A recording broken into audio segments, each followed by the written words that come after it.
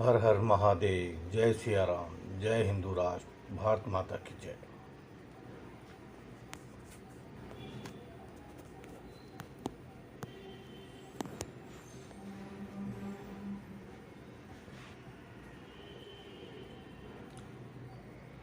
सभी सनातन प्रेमियों धर्म योद्धाओं को हर हर महादेव। जय महाकाल।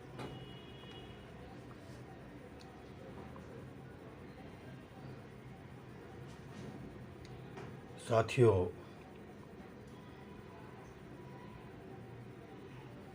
मौत के आंकड़े देश में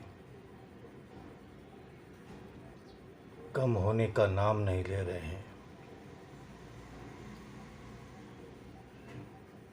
और ऊपर से जो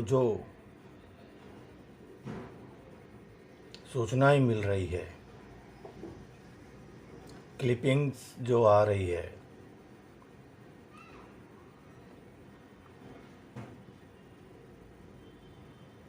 वह देख सुन करके तो और मन में आग जलती है कि किस प्रकार लाशों का व्यापार किया जा रहा है, किस प्रकार जिंदगी के साथ खिलवाड़ किया जा रहा है, किस प्रकार जीते जी व्यक्ति को मार दिया जा रहा है और किस प्रकार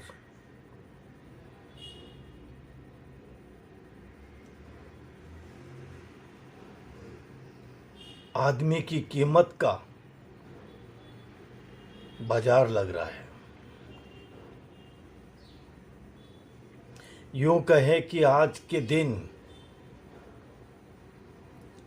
आम आदमी, साधारण आदमी की कोई कीमत नहीं है।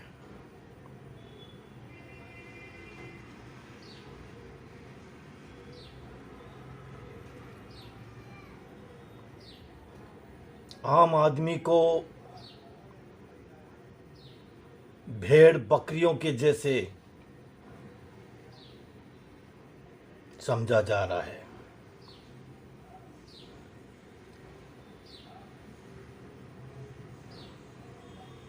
और रोज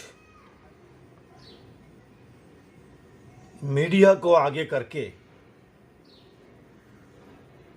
जनता को डराया जा रहा है, धमकाया जा रहा है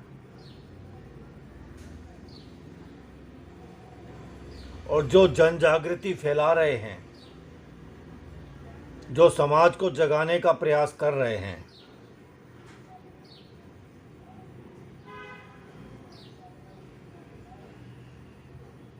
जो कोई जमाने में अपने आप को समाज के ठेकेदार, हिंदुत्व के ठेकेदार कहते थे, किंतु कुछ सालों से वो मूर्छित पड़े हैं।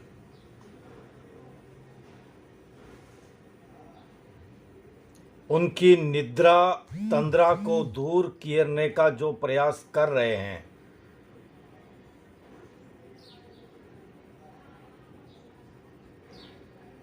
उनके अकाउंट ब्लॉक किए जा रहे हैं, धमकियां दी जा रही है और बहुत सी जगह तो गिरफ्तार भी किए जा रहे हैं। और ऐसी सूचनाएं आ रही है कि देशभक्तों को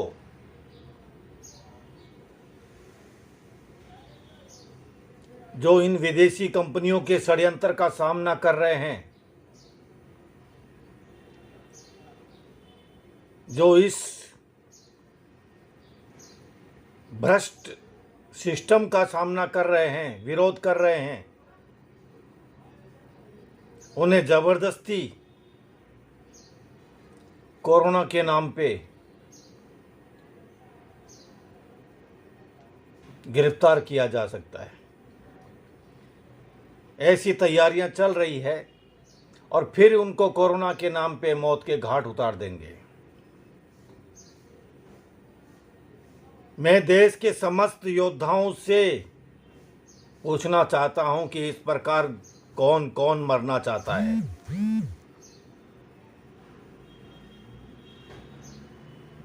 यदि नहीं जागे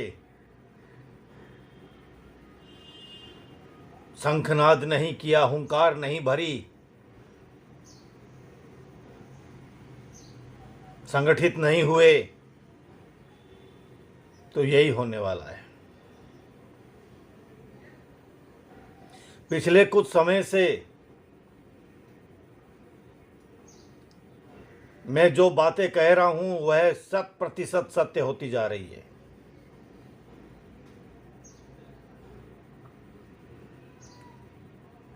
मेरे कमरे की खिड़की में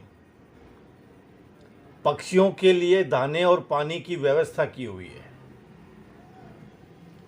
जहां सुबह से शाम तक प्रतिदिन 50, 60, 70 पक्षी आते हैं, दाना पानी लेके जाते हैं।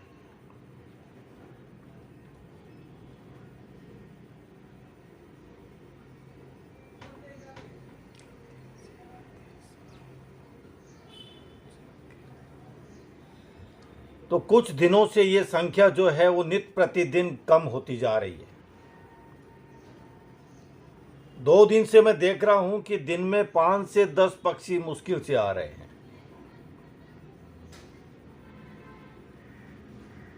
अब जिन पक्षियों को जहां आदत होती है, जहां उनको दाना पानी मिलता है, वह वहां आते ही आते हैं।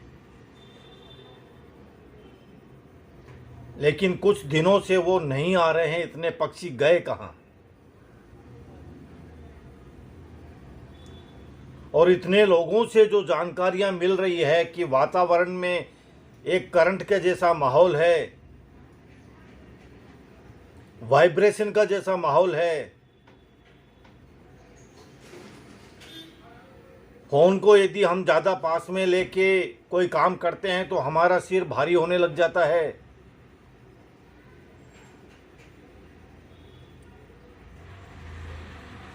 ऐसी कई तरह की बातें जानकारियों में मिल रही है। तो क्यों न हम सभी, देश भर की जितनी संस्थाएं हैं, वे सभी इन नेट कंपनियों के ऊपर हाई कोर्ट और सुप्रीम कोर्ट में केस दर्ज करें और इसकी जांच करवाई जाए 5G टेस्टिंग की।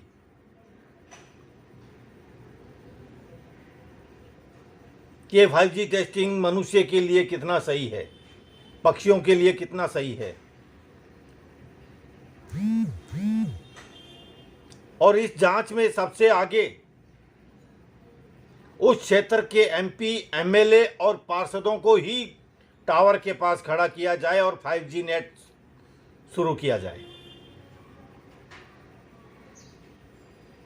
मीडिया के खास जो लोग हैं उनको उन टावरों के नज़दीक खड़ा किया जाए, 5G नेट चालू किया जाए, 2 से 4 घंटे तक उनको वहीं रखा जाए।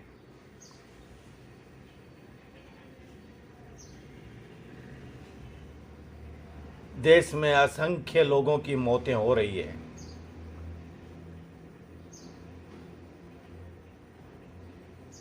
लेकिन इस लॉकडाउन की वजह से काफ़ी लोग बेबस है। लोगों को प्रशासन के द्वारा कहीं आने जाने नहीं दिया जा रहा है। कई समस्याओं का सामना करना पड़ रहा है।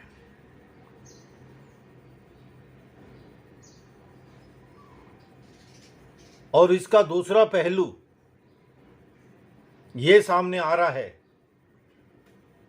कि किसान आंदोलन को तितर बितर करने के लिए, किसान आंदोलन को खत्म करने के लिए भी ये षड्यंत्र है। जो भी राष्ट्रभक्त है, देश के लिए समर्पित है, उन्हें किसानों के साथ खड़े रहना चाहिए। किसान सिर्फ अपनी ही लड़ाई नहीं लड़ रहे हैं। किसान उस हर गरीब मजदूर व्यक्ति की लड़ाई लड़ रहे हैं जो 2 वक्त की रोटी के लिए भाग दौड़ करता है, जो 400, 300, 500 रुपए की मेहनत के लिए रोज परिश्रम करता है।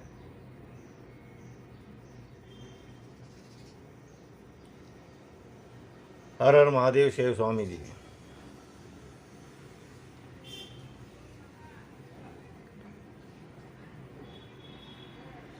जी राधिका जी, मार्च 2020 से चल रही है 5G की टेस्टिंग।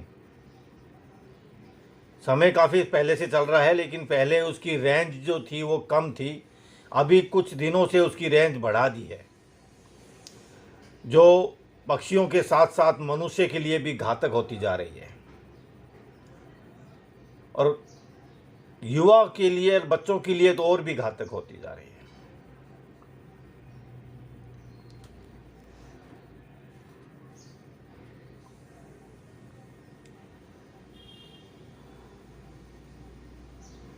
दूसरी व्यवस्था जो हो रही है अस्पतालों में, एम्बुलेंस से शमशान भूमि आने के लिए कहीं 5,000, कहीं 7,000, कहीं 10,000 मांगे जा रहे हैं। जहाँ से शमशान भूमि कहीं से 5 किलोमीटर है, तो कहीं से 7-8 किलोमीटर है, तो कहीं से 10-12 किलोमीटर है। क्या ये इन नेताओं को दिख नहीं रहा है? एमपी एमएलए को दिख नहीं रहा है? क्या सरकारें आंख मूंद के पड़ी है?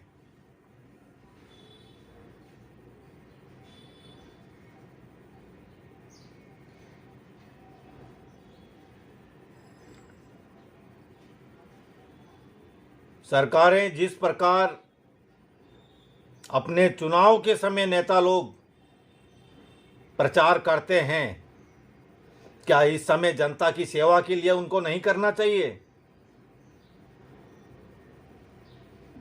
यदि आपके पास कोई विकल्प, कोई विचार नहीं है, तो हम देते हैं। हर अस्पताल के आगे अपने कार्यकर्ताओं को एक छतरा लगा करके बिठा दीजिए। 5 से 10, 20, 25 जितने आपके कार्यकर्ता है, और वहाँ के रोगियों की देखभाल, उनकी व्यवस्था, उनका जूस, उनकी पानी, उनकी दवाई, उनकी ऑक्सीजन, उनका आहार आदि व्यवस्था आप देखिए। क्या इस महामारी में इन राजनेताओं का इतना भी अधिकार नहीं है?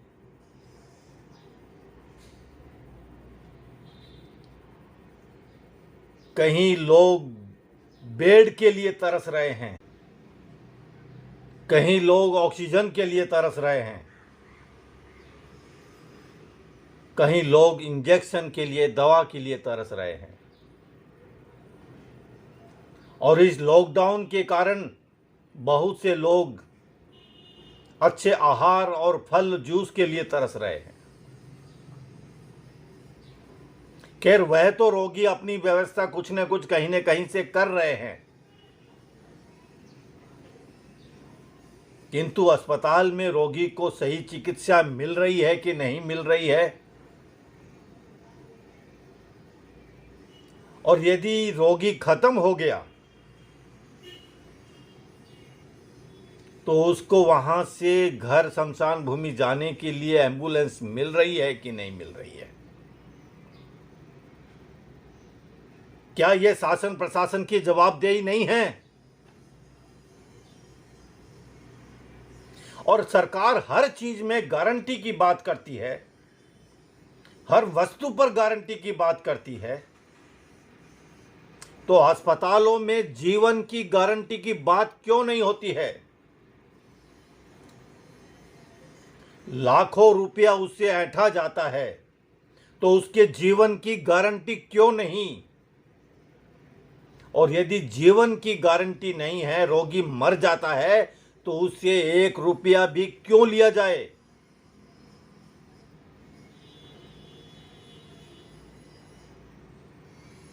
मैं प्रधानमंत्री जी से अनुरोध करता हूं, चाहे वह विनम्रता के साथ समझे, चाहे आग्रता के साथ समझे, चाहे क्रांतिकारी शब्दों का साथ समझे,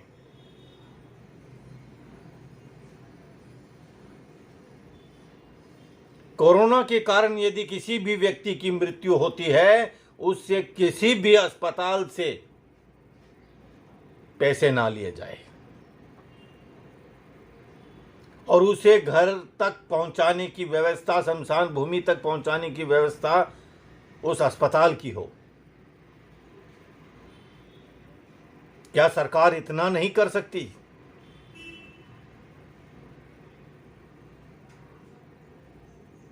और जिस कोरोना के कारण व्यक्ति की मौत हो रही है, परिवार खंडित हो रहा है, टूट रहा है, बिखर रहा है, क्या उस परिवार की सहायता का सरकार का कोई दायित्व नहीं है?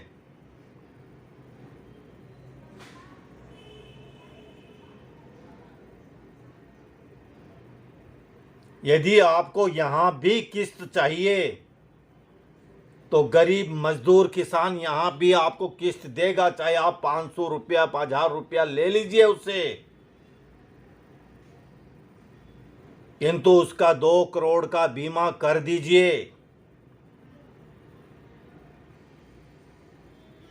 चाहे वह कोरोना से मरे, चाहे वह वैक्सीन से मरे।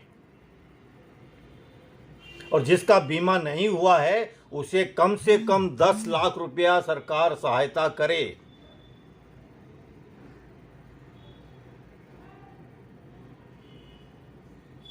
ताकि उस टूटे हुए परिवार को कुछ सहारा मिल सके।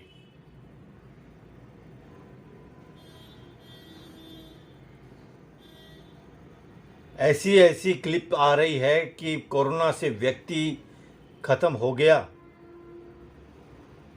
तो उस गली मोहल्ले के लोग भी उसका साथ नहीं दे रहे हैं।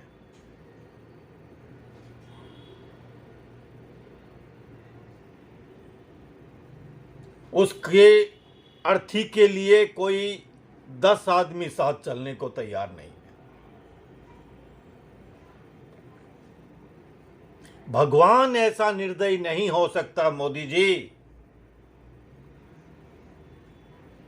भगवान के लिए सभी संतानें एक बराबर है।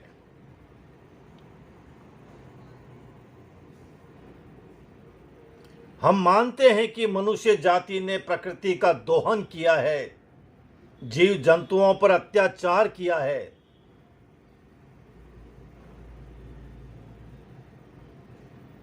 किंतु भगवान उसके लिए निर्दोष लोगों की जान नहीं लेगा। भगवान के पास और बहुत अन्य तरीके हैं उनको दंडित करने के। वो उन्हें कहीं भी दंड दे सकता है, किंतु इस प्रकार पूरे महानगर को, नगर को, गांव को एक साथ बंदी नहीं बना सकते। ये निश्चित ही राक्षसों का षड्यंत्र है।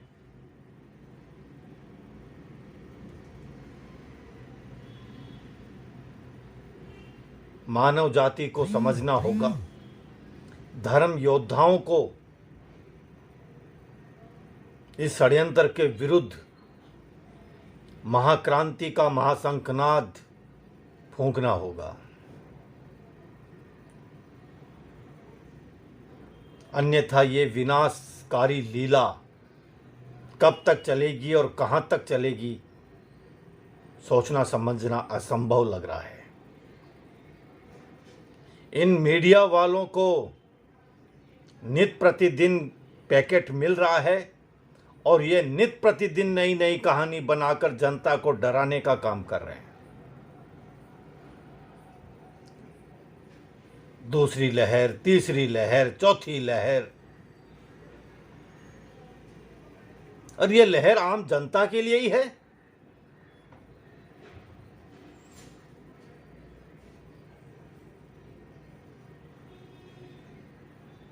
करोड़पतियों के लिए, बड़े बड़े राजनेताओं के लिए नहीं है।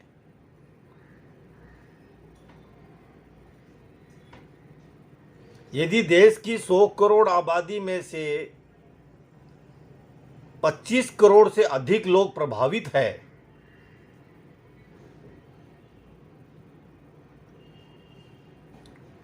तो देश के जितने राजनेता हैं उन राजनेताओं में भी 25% प्रभावित होने चाहिए। 25 नहीं तो 20 होने चाहिए।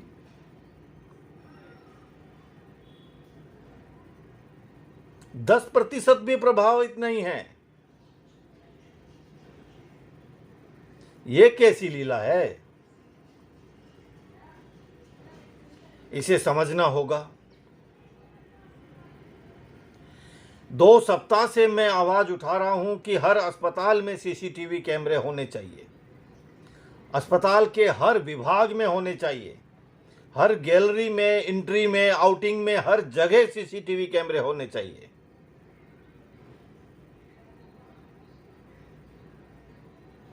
मैं केंद्रीय चिकित्सा मंत्री हर्षवर्धन जी से आग्रह करता हूं कि यदि आप देश की भलाई चाहते हैं, आम गरीब जनता की सुरक्षा चाहते हैं, निर्दोष लोगों की जिंदगियां बचाना चाहते हैं, तो इसके ऊपर विशेष ध्यान दें। आप वर्ल्ड हेल्थ ऑर्गेनाइजेशन के इतने बड़े पद पर बैठे हैं और उसके पश्चात भी अपने ही देश में इतना बड़ा संकट मंडरा रहा है।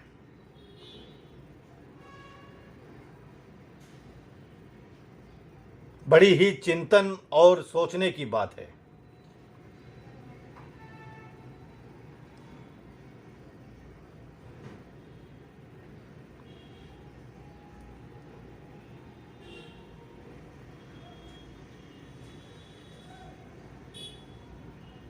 बंगाल में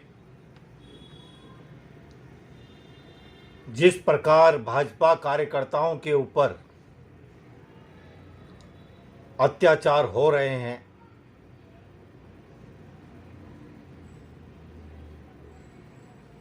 और सरकार के पास पूर्ण शक्तियां होते हुए भी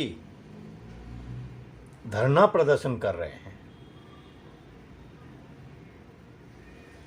ये सिद्ध कर दिया कि आप गांधीवाद के समर्थक हैं।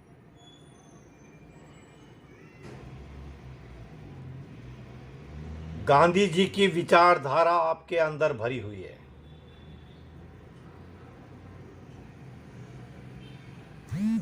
धरना प्रदर्शन करना तो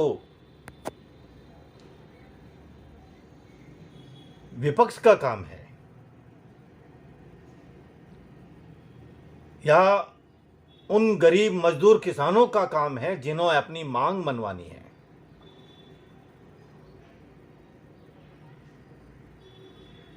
आपके पास तो कई शक्तियां हैं, और अब तो आप बंगाल में कई विधायकों के भी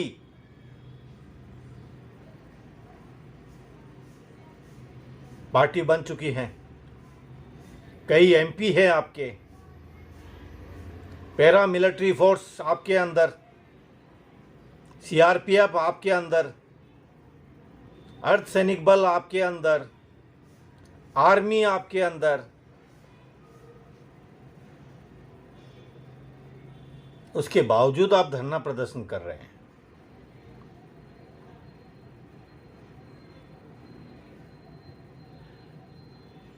देश के कर्मठ योद्धा सब समझ रहे हैं, और यदि नहीं समझ रहे हैं तो वह सेक्युलर है, जयचंद है और अंधभक्त है।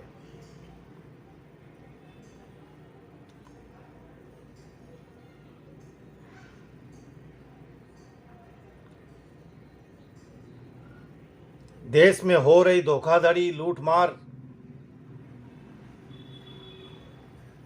शीघ्र रोकिए, क्योंकि गरीबों के पास में जब कुछ नहीं होगा, सब कुछ खत्म हो जाएगा, तो उनकी जो मन से हाय निकलती है, और यदि वे क्रोधित हो गए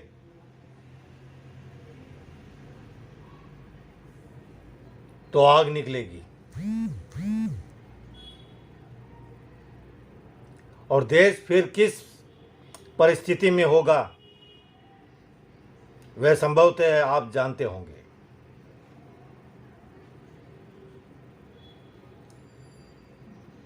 आपने जनता को भरोसा दिया था कि आपकी सरकार आने पे देश में राम राज्य आएगा, सुशासन होगा।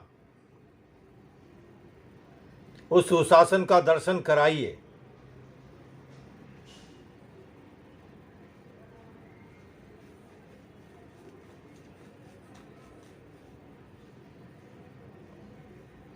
देश में हो रही अव्यवस्थाओं पर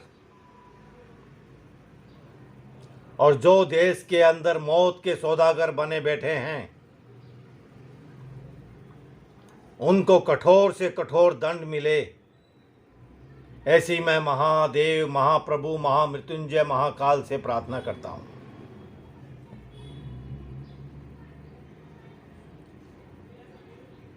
और देश के सभी धर्म योद्धाओं को, देश की सभी सनातन संस्थाओं को और देश के समस्त राष्ट्र भक्तों को हाथ जोड़कर आग्रह करता हूं कि समय नित्य प्रतिदिन घटता जा रहा है और देश की व्यवस्था पाताल में धंसती जा रही है। धर्म को बचाने के लिए, राष्ट्र को बचाने के लिए सावधान हो जाइए, तैयार हो जाइए। इसी के साथ आज का हेल्थ टिप्स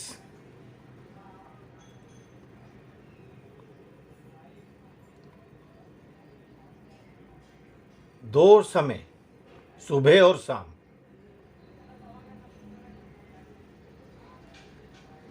गर्म पानी करके उसमें सेंधा नमक या काला नमक डालें, आधा चम्मच हल्दी डालें,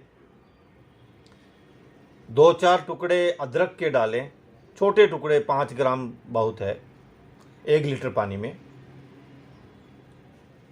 और 5-6 तुलसी के पत्ते डालें।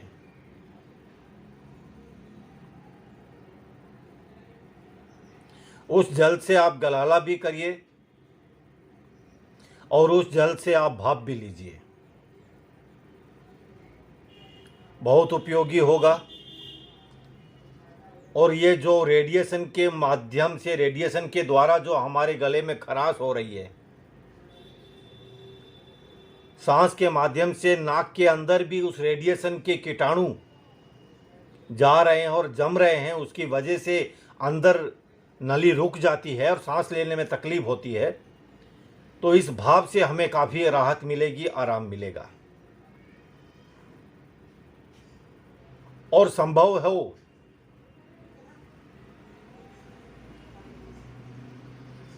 तो हल्दी गुनगुना पानी में मिला करके पी भी सकते हैं।